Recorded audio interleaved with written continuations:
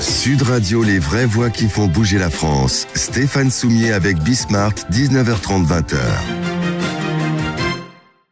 Salut à tous, c'est Bismart sur Sud Radio. Une demi-heure autour de la sécurité, de la cybersécurité. Vous avez peut-être suivi ça, il y a eu une série d'annonces par le président de la République à la fin de la semaine dernière. Il met 1 milliard d'euros sur la table jusqu'en 2025 pour essayer de moderniser l'ensemble de nos systèmes de protection. Mais surtout, il veut s'appuyer sur une filière française de la cybersécurité qui a de réels atouts. Et donc, on va en discuter avec un des membres de cette filière, en l'occurrence Jean-Noël de Galzin, le patron de Walix, qui essaye de fédérer d'ailleurs un certain nombre de ses acteurs. On va voir ça et puis on parlera justement de ce qui se joue en ce moment en Amérique autour de cette cybersécurité qui est aujourd'hui quand même l'une des principales menaces immédiates qui pèsent sur les entreprises. C'est parti. Et donc on continue avec Jean-Noël de Galzin qui est avec nous, le patron de Walix. Salut Jean-Noël. Bonjour. Walix est aussi Exatrust, je le disais tout à l'heure, c'est-à-dire cette fédération française de la sécurité numérique. Fédération française de la sécurité numérique, tiens c'est pas mal ça. Ça pourrait être du sauvetage nautique aussi, FFSN. Que tu as. Oui voilà, c'est un groupement. C'est un groupement. Bon, annonce donc série d'annonces à laquelle tu assistais d'ailleurs du président de la République à la fin de la semaine dernière, 1 milliard d'euros jusqu'en 2025. Alors donc toi tu diriges Walix et on va en reparler d'ailleurs, qui s'intéresse particulièrement à la gestion des identités, c'est la brique gestion des identités et des accès dans la sécurité numérique. Amener le chiffre d'affaires de la filière française, donc ce que j'ai lu, c'était 7 milliards d'euros en 2019 à 25 milliards d'euros le plus vite possible, j'imagine. Ouais. Oui. Il a beau dire ce qu'il veut, le président de la République, mais c'est pas lui. Non, mais il a d'abord des news. Le levier, en fait, il faut avoir à l'esprit qu'on est, c'est pas faute de l'avoir dit, on est sur une mine d'or, en fait. Je crois qu'on a raté l'Internet des GAFAM, on a raté la première mine d'or, celle des pionniers, en fait. Mais l'économie des plateformes, globalement. L'économie des plateformes, les réseaux sociaux, tout ça. Et une forme de B2C, même si le B2C va évoluer avec les nouveaux services. Mais là, ce qu'on est en train de voir apparaître, c'est l'Internet industriel. C'est l'Internet qui va porter tous les robots qui parlent entre eux, nos automobiles connectés, nos moyens de transport, nos systèmes de santé, tous les objets connectés qu'on va utiliser. Tout ce qu'on appelle le e-gouvernement ou les territoires, les villes intelligentes, tout ce monde-là va générer des données extraordinaires et tout ce monde-là va représenter des plateformes, des usines digitales, des systèmes informatiques, de la cybersécurité pour contrôler et gérer le risque à l'intérieur de tout ça, et des interfaces et des équipements nouveaux. Et ce sont des gisements d'industrie, de croissance considérables. Et nous, pour le moment, il faut avoir à l'esprit que nous n'y faisons quasiment rien. Ce seront des gisements de croissance si jamais il y a la sécurité qui va avec. Oui. Alors, la sécurité... Donc là, non, il faut juste... Oui. Parce que, en fait, d'une certaine manière, cette conférence de presse, ces annonces du président de la République, ils viennent après une série d'attaques. L'ensemble des entreprises aujourd'hui communiquent sur une série d'attaques, dont la plus importante a touché les États-Unis. Oui. Là, je parle sous ton contrôle, j'ai noté ça. Et c'est surtout, en fait, un logiciel de supervision.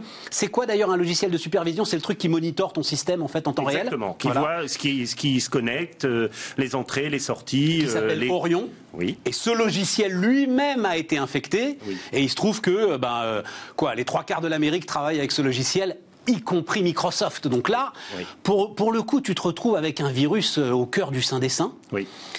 Et c'est ça l'électrochoc. C'est l'électrochoc dans la mesure où on s'aperçoit que le numérique est totalement interconnecté un petit peu partout.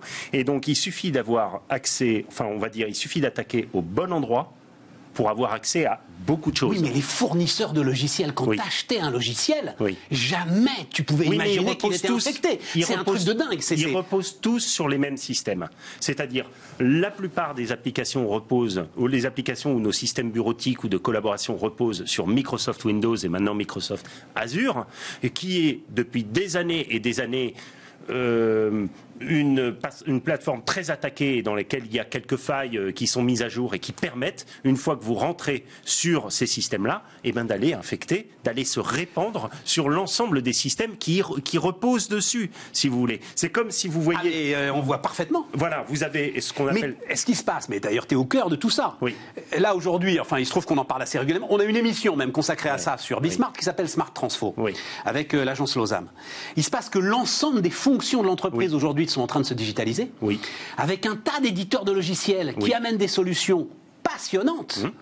Mais si les gars commencent à se dire, mon Dieu, telle solution risque d'être infectée, et en la chargeant dans, j'en sais rien moi, l'ensemble de mon système de comptabilité par exemple, je vais ouvrir la porte aux hackers. Ça va tout freiner. Enfin. Alors, attention, il y a deux manières de répondre à cet enjeu-là, en fait. Il y a une manière qui est de dire, on utilise les produits des autres, il faut au minimum qu'on mette nos propres moyens de contrôle, et qu'on contrôle l'accès aux données, qu'on trace, qu'on identifie les utilisateurs, qu'on contrôle les accès aux applications, qu'on filtre les applications, qu'on ait des tableaux de bord, ou qu'on gère des données pour savoir en temps réel tout ce qui rentre, tout ce qui sort. Ça peut être relativement fastidieux. C'est indispensable à court terme si on veut gérer le risque cyber dans un monde numérique qu'on utilise mais qui ne nous appartient pas, qui est ce monde des industriels américains, les grands fournisseurs de plateformes. De l'autre côté, il va y avoir un gros travail, c'est ce que j'appelle depuis des années, on en a parlé à plusieurs reprises, c'est ce qu'on appelle le security ou le privacy by design. C'est-à-dire que désormais, qu'on prend conscience que la cybersécurité fait partie intégrante d'un numérique qu'on va appeler soutenable à long terme, responsable, éthique, ça nécessite d'intégrer dès la conception les systèmes de cybersécurité et de contrôle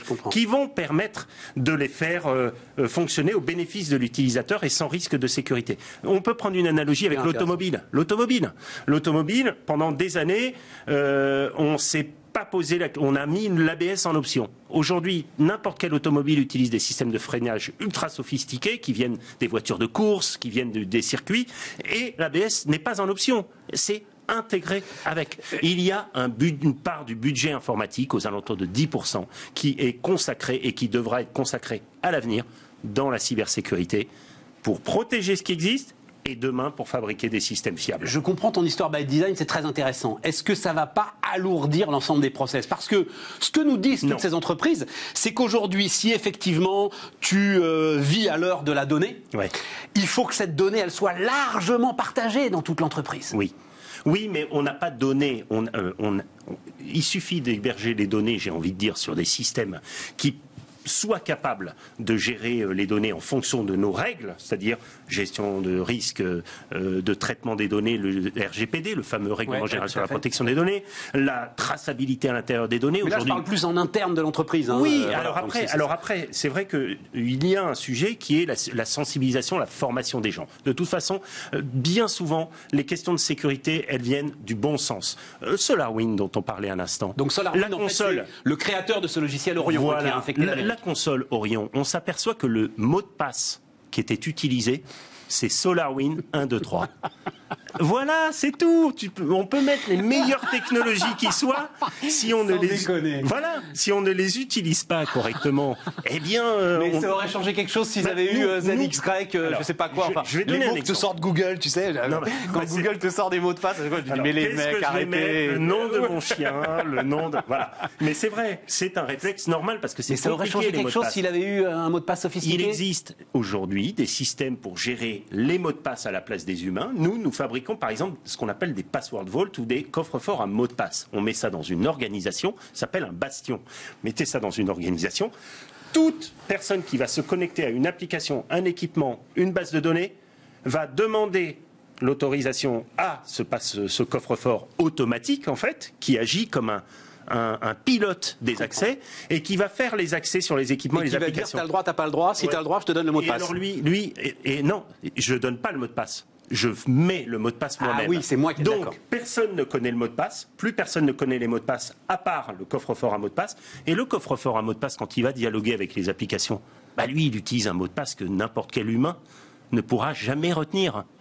puisqu'il parle de machine à machine. machine. Il est inviolable, les hackers ils vont pas rentrer. On ne doit jamais dire bastion, il faut rester. Le bastion. Le bastion. C'est pas mal ça. Voilà, il y a un côté Saint-Malo un peu. Dans les vieux pots.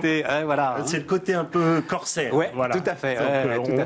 On reste des hackers informatiques, mais on travaille, on va dire, de manière éthique et pour le service du bien. Bon, mais donc ça veut dire que l'ensemble de ceux qui réfléchissent aujourd'hui, et c'est la grande prise de conscience quand même, liée à la pandémie, à une digitalisation accélérée de leurs activités. Oui.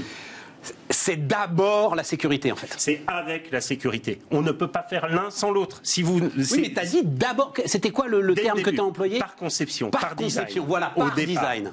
Oui, vous savez, c'est ça. Il y a quelques années, je me souviens, j'avais travaillé avec une société de conseil très connue sur la place de Paris, Côté, qui travaillait pour une marque automobile italienne. Et on réfléchissait à la voiture connectée, le prototype de la voiture connectée pour le Paris Motor Show. Et je me souviens à cette époque, c'était il y a 3 ou 4 ans, la voiture, elle sort à la fin et on dit « Ah là là, est-ce qu'on a protégé les données ?» On rajoute les systèmes de cybersécurité pour protéger une automobile connectée et on se rend compte que le modèle économique ne fonctionne pas. Patatras. Mais oui. Parce qu'on coûtait trop cher. Mais comment est-ce qu'on peut dire qu'une automobile connectée sans cybersécurité ou avec cybersécurité est trop cher? Ouais, c'est ça. C'est comme si tu lui enlevais les freins, quoi. Mais voilà. Donc il y a, je crois, tout un travail de fond à faire pour qu'on pense au numérique, le numérique fiable, responsable, soutenable. Et c'est ça, pour moi, qui est une opportunité historique pour nous. Et c'est ça qui est intéressant aussi dans les annonces. Elle est forte quand même. Le numéro 2 de Microsoft, donc, sur cette histoire d'Orion dont on a parlé là, il a écrit donc 2 papiers, je crois, sur son blog. Et il dit c'est un danger pour la chaîne d'approvisionnement technologique de l'économie. Oui. Elle est puissante cette phrase quand même. Le gars, il se dit, il y a une sorte de pacte de confiance qui est brisé et qui peut faire très peur à tous les chefs d'entreprise. En fait. Voilà, tout cela est interconnecté. Donc, si vous avez un maillon de la chaîne qui effectivement est particulièrement un maillon, un équipementier, si je puis dire, qui faillit dans cette chaîne. Alors que vous vous y attendez absolument pas. C'est pas ça que vous protégez. Mais vous protégez vos accès extérieurs. En fait. Attention, parce que moi, je me souviens, il n'y a pas si longtemps que ça, certaines grandes boîtes de services ou de conseils qui ont été attaquées. Des gens comme Altran, Sopra, Capgemini ou autres. Et c'était un petit peu un sujet, c'était pas un sujet exactement sur ce logiciel-là, mais il y avait ce sujet, à un moment donné, d'avoir une chaîne de confiance, tout un tas de systèmes interopérables à l'intérieur d'une organisation pour avoir des consultants sur le terrain qui utilisent le mobile. Et en fait, si vous ne sécurisez pas cette chaîne de confiance, il suffit qu'il y ait un mobile. Avec les bons accès qui se fassent attraper. Et ensuite, l'acte de piratage informatique consiste à récupérer les mots de passe, les accès qui sont à l'intérieur, et rebondir d'équipement en serveur, en application, jusqu'à aller au cœur du système, là où on a envie de récupérer des données, ou prendre la main sur une chaîne de télé, par exemple. Donc, et ça marche même pour un sous-traitant, en fait. Vous pouvez même, en fait, attaquer la grande entreprise à travers un de ses sous-traitants. C'est la base des attaques informatiques. On commence bien souvent là où une entreprise a été acquise, là où une entreprise a des failles, des risques, c'est le plus petit maillon de la chaîne. Donc la cybersécurité... Avec en plus des trucs qui peuvent dormir pendant des années. Je crois, visiblement, c'est ce qui... Ce sont des attaques persistantes, effectivement, ce qu'on appelle des APT, et donc Attack Persistent Threats. C'est des espions dormants. En fait, ce sont des espions dormants qui sont à l'intérieur des systèmes, qui sont inoculés tranquillement et passivement jusqu'au jour où on les active pour pouvoir utiliser leurs fonctionnalités. Alors, c'est toi qui m'as donné le chiffre d'ailleurs, American Rescue Act, donc ils mettent 10 milliards de dollars sur la table, les Américains. 10,2 milliards exactement. Donc ils ont pris, en arrivant, c'est-à-dire pour sécuriser les institutions fédérales. C'est assez intéressant, les États-Unis, lorsque Trump est parti, le président Trump est parti, il a fait voter une loi pour que l'ensemble des utilisateurs de technologies américaines dans le monde entier gardent des données sur les utilisateurs locaux au service de l'administration américaine. Et Joe Biden, en arrivant, l'administration Biden n'a pas enlevé cette disposition-là. Parallèlement à ce qui est quand même intéressant sur une forme en tous les cas, de vision de la souveraineté. Pour être clair, tout ce que les administrations américaines peuvent choper partout dans le monde. Tout ce que les opérateurs de services qui utilisent des technologies américaines dans le monde entier. Ça, on inclut du monde, Des hébergeurs, par exemple. La pub, là, tu veux faire peur à tout le monde. Non. J'ai pas besoin. Donc, Biden, qui est pas tombé de la dernière pluie, ça y garde. Donc, c'est, ce qui est pris n'est plus à prendre. Voilà. ce qui est à moi est à moi, ce qui est à toi est négociable. Ouais, voilà. C'est ça. Dans cette phrase. Et en plus, il rajoute 10 milliards pour sécuriser. Alors, les 10 milliards, c'est intéressant, les 10 milliards 200 millions, le but, c'est de moderniser les architectures techniques, toutes les couches applicatives et qui vont servir ensuite à développer tous les systèmes fédéraux américains et de mettre tout ça à niveau. Et c'est intéressant parce que, évidemment, à la lumière de ce qui s'est passé sur SolarWinds, bien évidemment, on va chercher en particulier à relever des défis qui sont les défis d'aujourd'hui. La cybersécurité a beaucoup changé avec le numérique et aujourd'hui, la cybersécurité, c'est l'identité, c'est l'accès, c'est l'analyse des données, la gestion du risque, et c'est la capacité, quelque part, à reprendre le contrôle de tous les accès dans un monde de plus en plus numérique. Et voilà. Parce qu'on en arrive à ce qui était le départ, là, amener le chiffre d'affaires de la filière française à 25 milliards d'euros. Oui. C'est aussi pour vous donner... Donc, il faut que tu me parles, parce que j'ai l'impression que c'est un peu dans ton domaine. Donc, Tenable, qui est un important éditeur américain de logiciels, c'est ça? Oui, c'est un éditeur de logiciels américain, absolument. Et donc, qui a fait une offre à 98 millions de dollars. Oui, sur une start-up française qui s'appelle Alcide. Oui. Et qui m'a l'air de faire un peu ton job aussi, non? S'intéresse à l'identité des personnes qui ont accès à un fichier. Alors, eux, ils s'intéressent à ce qu'on appelle l'Active Directory Server, c'est-à-dire justement un petit peu ce dont on parlait avant dans l'affaire SolarWinds. C'est l'annuaire dans lequel sont toutes les identités et les règles d'accès des utilisateurs dans un réseau informatique. Donc, dans toute entité qui utilise des technologies Microsoft, il y a un Active Directory Server. Et effectivement, les compétences sont assez rares, particulièrement en dehors des États-Unis, justement, puisque Microsoft est américain et que l'écosystème est beaucoup aux États-Unis. Et il y a peu d'entreprises qui ont ces compétences-là à un tel niveau. Et donc, effectivement, nous travaillons dans des domaines très comparables, tout à fait. Ouais. Et donc, Alcide, c'est une société que nous connaissons bien, qui a été montée par 2 anciens de l'Agence nationale de la sécurité des systèmes d'information, et qui sont des sociétés qui, ayant des savoir-faire assez experts, répondant à des besoins d'expertise d'aujourd'hui, avec des ressources qui sont difficiles à trouver, il se crée une forme de rareté et que l'on vient chercher dans le monde entier pour équiper les différentes entreprises. Et ce qui est important à entendre avec cette affaire, c'est quoi? C'est que, nous avons les compétences en France hyper pointues dans tous ces domaines. On a un potentiel juste mondial. C'est pour ça que les chiffres du président peuvent paraître énormes. Mais nous avons le potentiel pour devenir le leader. Non, parce que vous êtes nombreux. 25 milliards d'euros, c'est pas non plus... C'est pas impossible. Ça fait une belle boîte du CAC 40. Ça fait une belle boîte. Voilà. C'est le deuxième enjeu, exactement ce que tu viens de dire, à savoir l'enjeu qui est pour moi de transformer ces startups, ces PME, non pas celles qui se vendent tout de suite, mais de permettre à certaines de devenir des champions, des industriels du domaine, positionnés sur les enjeux technologiques. Pourquoi est-ce qu'il faut faire ça? Il se trouve, justement, mais je ne sais pas si on a l'image, je n'ai pas vérifié avant qu'on commence, mais si on l'a, elle va apparaître, que j'ai chopé sur sans doute un de tes... Voilà. Oui. Ça, c'est l'ensemble, on les voit plein pot, vous les voyez là, j'espère. C'est juste pour donner une image, finalement. Oui. L'ensemble des champions, voilà, les 11 lauréats du grand défi cyber. Oui. Et donc ça, c'est l'ensemble un ensemble de champions très spécialisés. Oui. Alors, ce sont des champions de l'innovation française en matière de cyber, avec tout un tas de start-up, de PME, et puis il y a le laboratoire, le Leti, qui sont effectivement positionnés sur des domaines technologiques. Alors, Mailing Black, c'est Mailing Black. On va laisser regarder, donc, ce sont des sociétés qui sont positionnées sur des enjeux de sécurité, de la messagerie, des transactions, l'identité, l'accès, différents sujets, et qui vont développer des outils d'automatisation, d'industrialisation de ces innovations pour les mettre au service du plus grand nombre. Et effectivement, je suis particulièrement heureux parce que sur 11 de ces lauréats, 7 font partie d'Exatrust, ce fameux groupement qui regroupe les pépites de je n'ai de cesse de le dire. Et puis parce que ensuite, dans ces entreprises-là, regarde pas l'image parce que dans ces entreprises-là, il y a effectivement ces futurs champions. Oui, mais dis donc, Jean-Noël, c'est bien qu'il s'occupe de la grande distribution, notre ministre, mais c'est pas grave si Alcide s'en va, là, aux États-Unis? Il y a une commission à Bercy qui est chargée de regarder les entreprises. Pourquoi ça te fait marrer?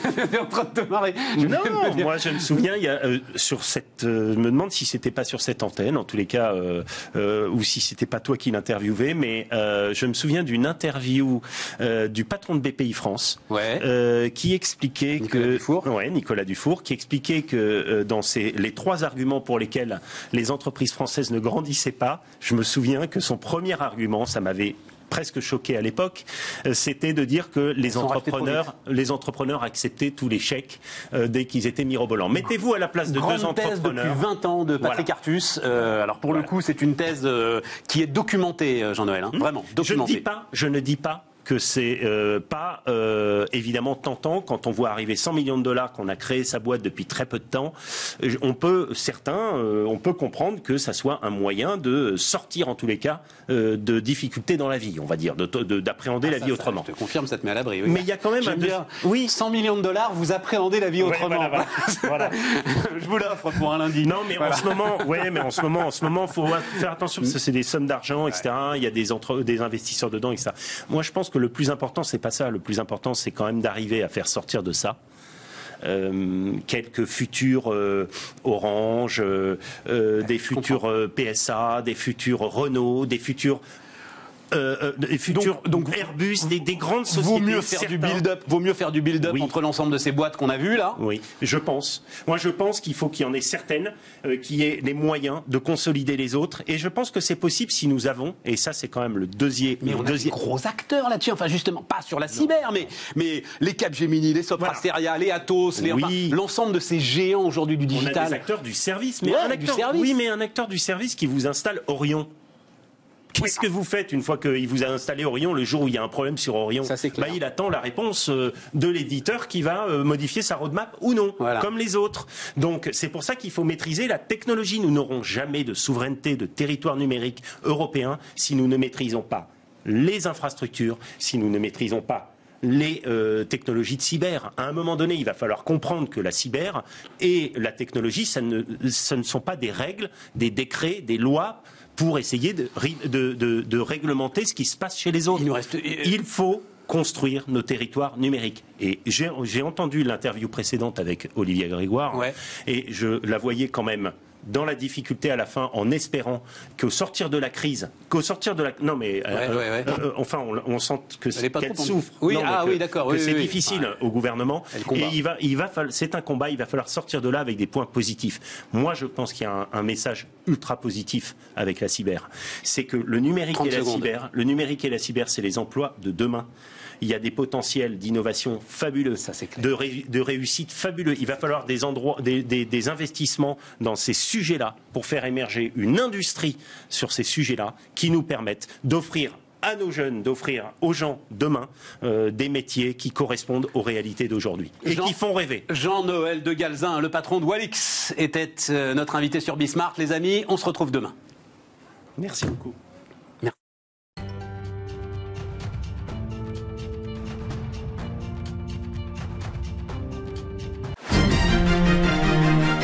Jean-Noël de Galzin, le patron de Walix, sur Sud Radio. Les amis, on se retrouve demain pour d'autres aventures. Sud Radio, les vraies voix qui font bouger la France. Stéphane Soumier avec Bismart, 19h30, 20h.